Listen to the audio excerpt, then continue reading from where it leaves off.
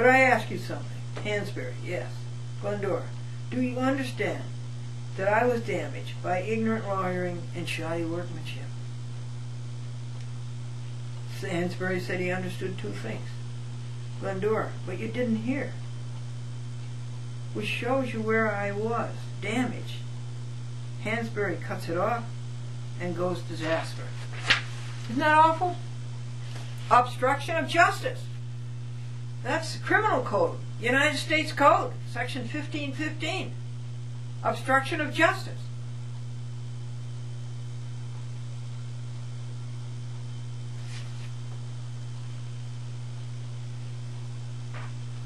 Glendora tells Jasper that Glendora didn't know what I was saying. Oh, that she didn't know what Jasper was saying. She asked a question, and it's so convoluted, and so artificial, and so phony. I said, I don't understand it. And Hansberry said Jasper do a lot of talking, and it is not in on it. And they asked me again, please. I told Jasper, ask me again. And Jasper asked, how many times has Glendora sued Satterley? And Glendora says, as to what time frame? And Jasper says, any time frame. Isn't that sloppy? And Glendora says to Hansberry, are you going to allow that? And Hansberry doesn't answer. And Glendora says, as to what court? And Jasper says, any court in the United States of America. And Glendora felt the question was overly broad, and she said, I don't know. And Jasper asked Glendora if she were a lawyer, and Glendora says, no! Nor would I ever want to be. And Jasper asked Glendora about suing Cablevision, and Glendora didn't know what she meant. And there was something about suing Cecilia because she worked for Cablevision. Nope. Did I know Cecilia worked for Cablevision? Yes. What is the relevance? Hansberry protects Jasper and makes Glendora answer, just as he protected Sarok. Hey, we started videotaping here at 8 o'clock. What do we rejoice about? Tonight is the night of the full moon. And tonight is the night of the full eclipse of the moon. And we rejoice again that God does things so precisely that people know months and months and years ahead when this is going to happen. Isn't that great? Isn't that terrific? And then isn't it terrific that people can do this? That they can calculate by the laws of physics when the moon is going to be in total eclipse on March the 3rd, 2007, Anno Domini. Isn't it wonderful? So that's two rejoices. Let's go and do 8:30. It's 8:40 now. I rejoice that there is a record of this cheat on paper. I rejoice that here and now we are making a record of it on television, on videotape. And I rejoice that you are there to receive it, and I know I will hear from you. And now we don't rejoice again until 8:45. Now let's see.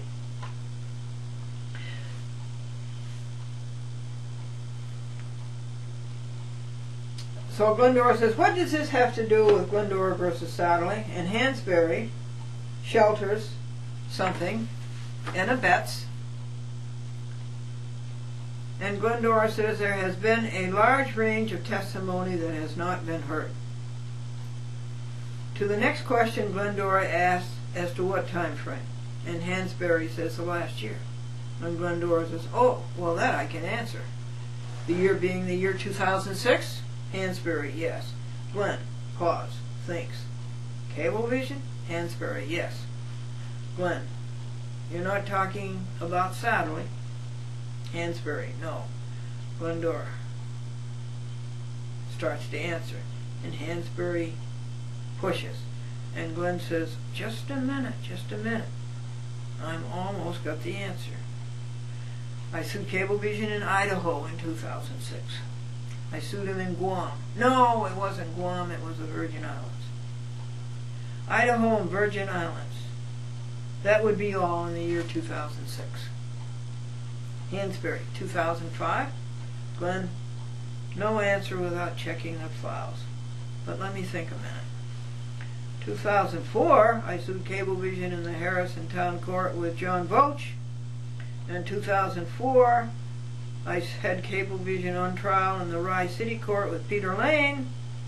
2004, and that might have been, and there might have been some federal cases, 2 or 3 federal cases.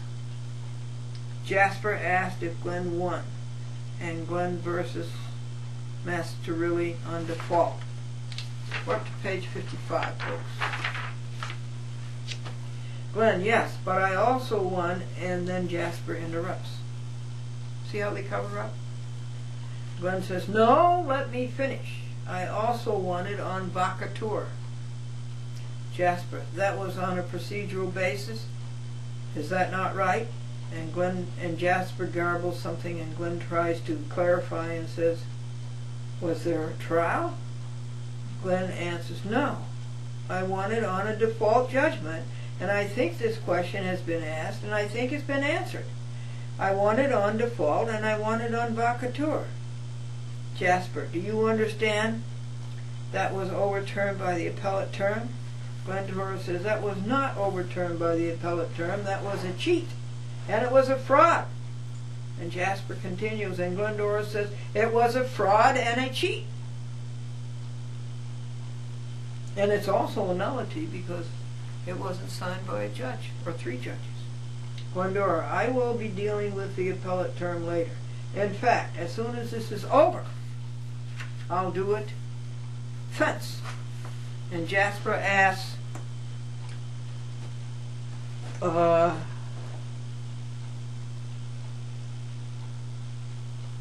deal with the appellate term in what way? And Glendora says, I think I will probably sue them. You have sued judges?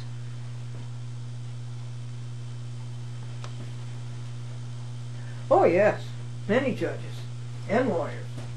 Jasper goes irrelevant in a long statement. Glendora protests. What is the relevance of this question? This is Glendora versus Satterley. And then Jasper rambles on about evidence. And Glendora asks, what evidence did I put into documentation?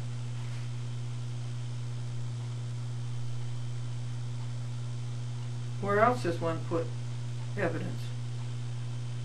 Jasper is repetitively tautological. And Glendora says, no, I do not understand your question. And Jasper interrupts. And the defense attorney the defense attorney Hansberry steps in and helps her along. And Glenn says, I don't understand the relevance. That's all to do with Glendora versus Satterley, not these other courts and other judges. Hansberry defends her again, and Glendora says, what does that have to do with other judges? And Hansberry's fit of passion continues. Now he's in his second fit of passion. His second access. This is about public access TV, and this is about Hansberry's accesses, fits of passion. Jasper is just spinning her wheels, and Glendora and her 5 witnesses know by now that Hansberry is going to capitulate to her and to evil. Jasper asks a question that Glendora can answer, and she says yes. And next Jasper asks a question, is that right? To which Glendora vehemently protests, no.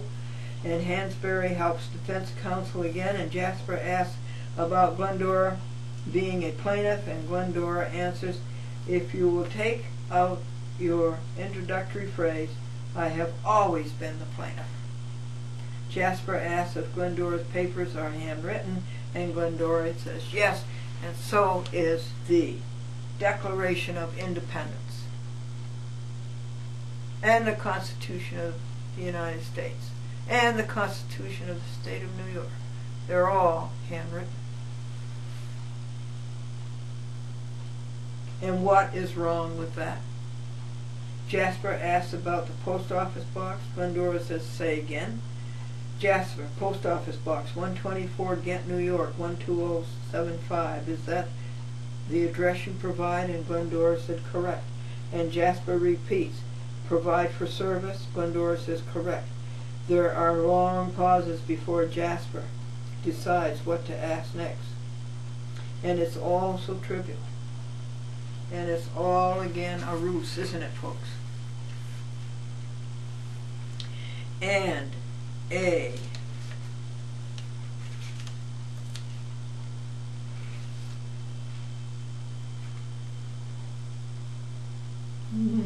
indecent way to make a living. And it makes the minutes on appeal cost so much money.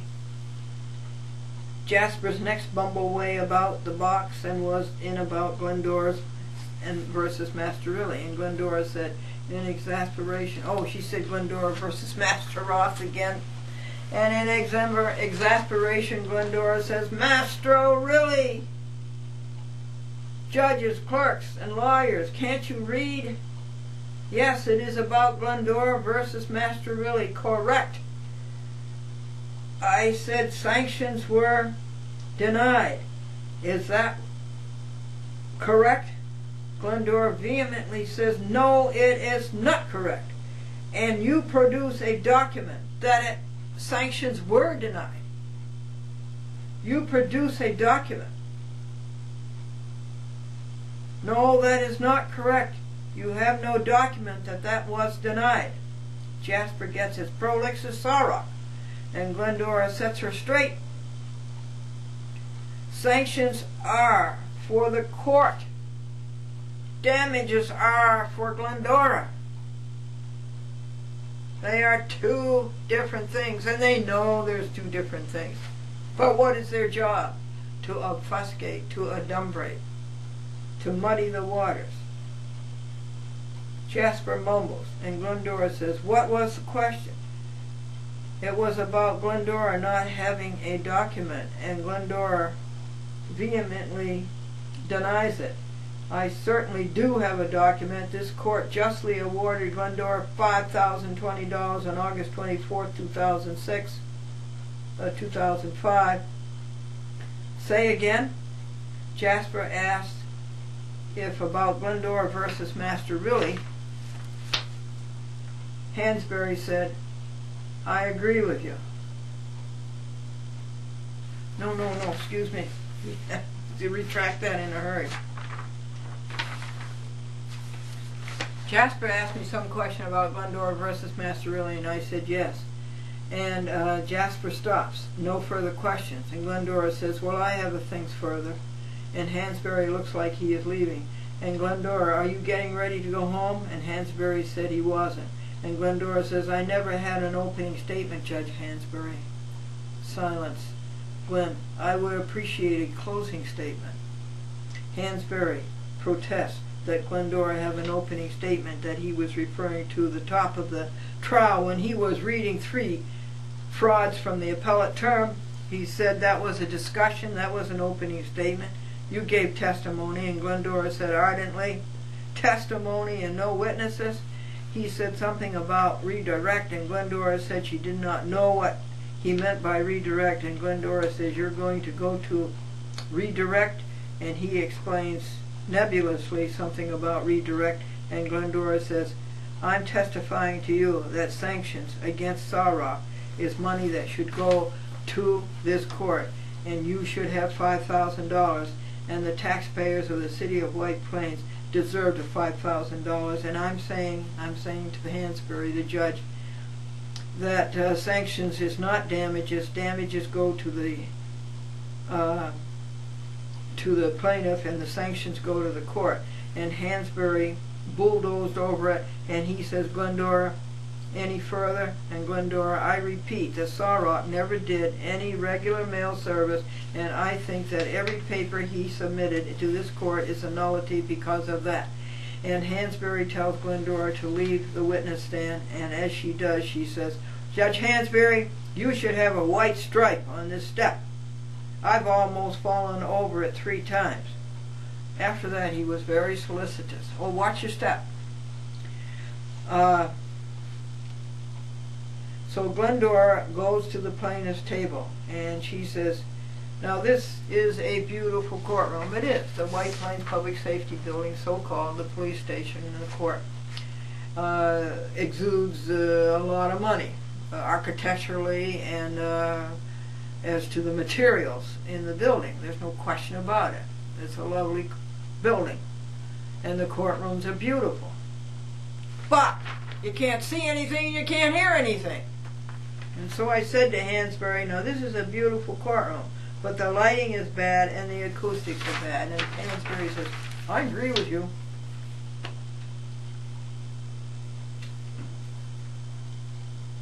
He says, I've asked them many times to improve the lighting. And there were 3 light bulbs out. The lighting is bad enough. There were 3 light bulbs out. How many Teamsters does it take to change a light bulb? 5. You got a problem with that?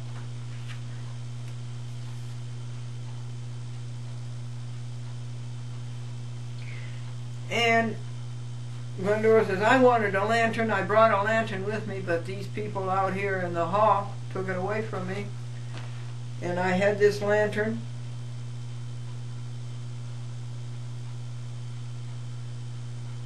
So that I'd be able to see my papers. And then Hansberry interrupted. And then he said something. And then Glendora said, excuse me, Judge Hansberry. And he said, the defendants have an application. Well, folks, that smacks to me of ex parte. I didn't hear the defendants say application to the court. How did Hansberry know the defendants had an application?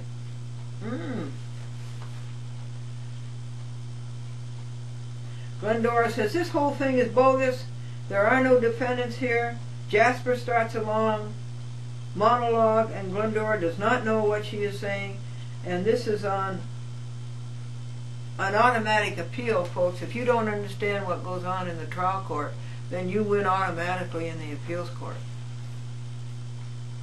I can't hear in the courtroom, and Hansberry starts to shut down the trial, and Glendora says, where is my closing statement? And Hansberry escalated into another access of fury. Now this is the 3rd one.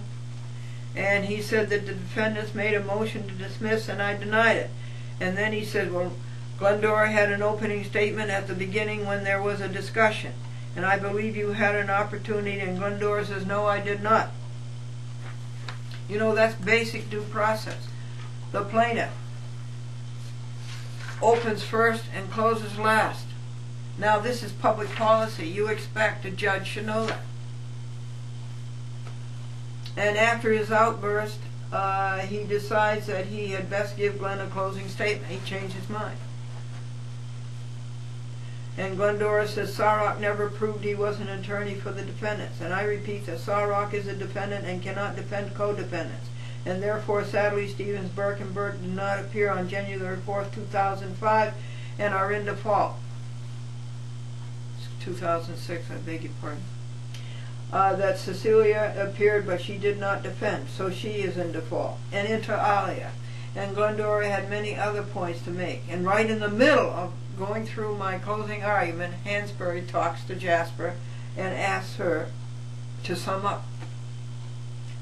And Glendora cannot hear Jasper well, and so she moves closer to Jasper's defense table. And Hansberry screams again, and Glendora says, I can't hear her.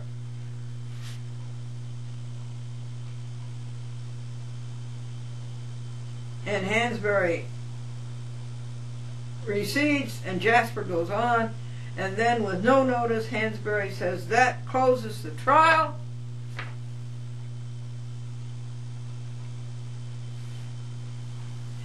We have a presumptive right that a judge knows how to conduct a trial. Hansberry compliments both sides for presenting an awful lot of evidence. Neither one is so.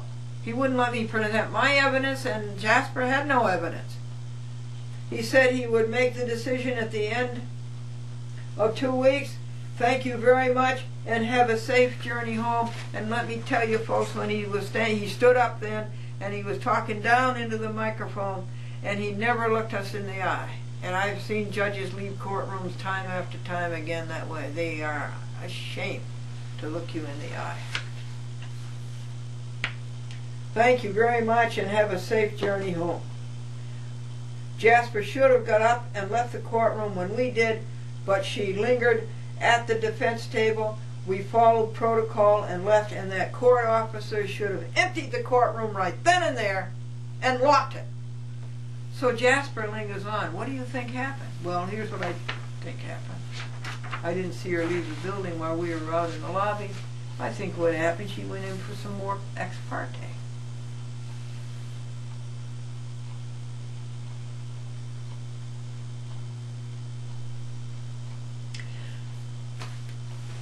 I'll show you another instance of ex parte. At the top of the trial, something was said, and Jasper said, and I quote you exactly, looked right at Hansberry and said, "You told me that I didn't have to."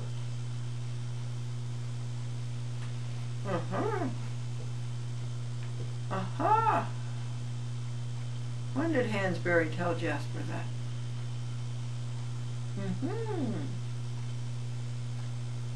I'm going to tell you more about this ex parte. I got 3 counts of ex parte. Glendora does not understand what happened at this trial. She could not hear half of the time because of the acoustics of this courtroom. It was 6:55 p.m. It started at 5:15 p.m., folks. That would be an hour and 40 minutes. Now, for purposes of appeal, Glendora takes exception to everything that happened in that courtroom that night of January the 24th, 2007. From 5:15 p.m. to 6:55 p.m.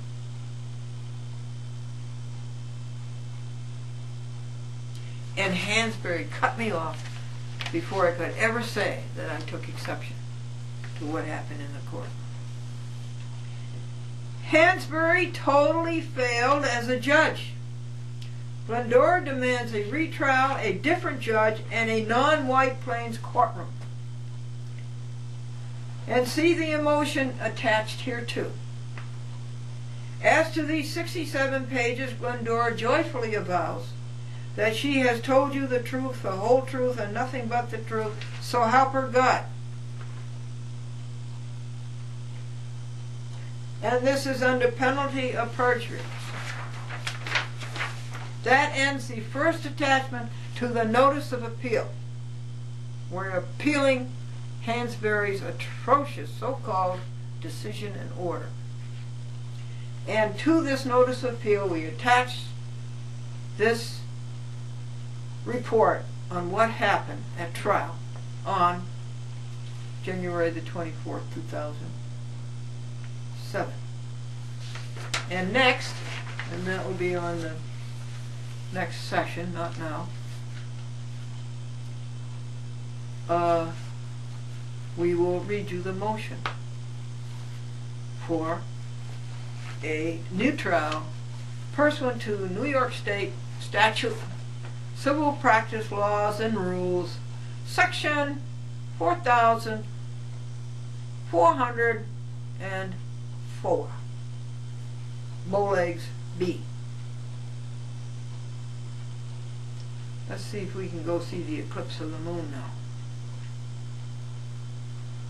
I'll be back, and I think you will be too. I honestly believe, folks, that if we keep this up, exposing their ruining of our cities, our counties, our states, of their ruining of our nation, if we keep it up and expose it, things will have to change. Exposing it here on paper, exposing it here on TV, and exposing it here on the internet in 2 places. We love you. See you in a while.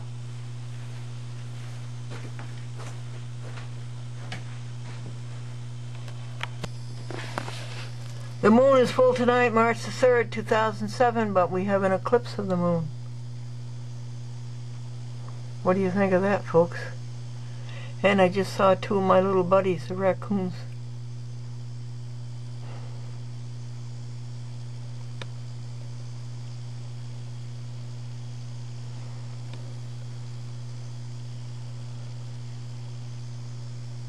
The moon full tonight, but an eclipse.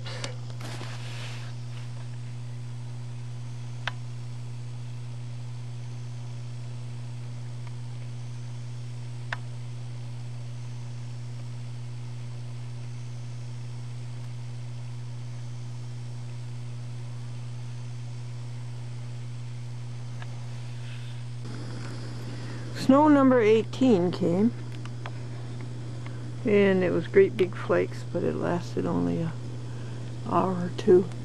One more shot of the moon on full moon night. Can you hear the train in the distance going up the Hudson River? There he is.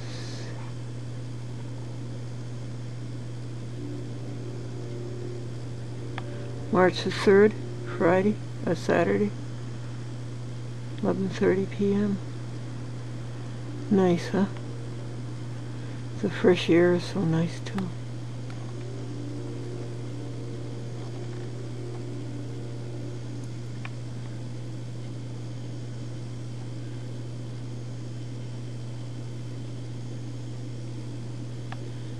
We have enough. We have enough blessings. Don't ask for anything more.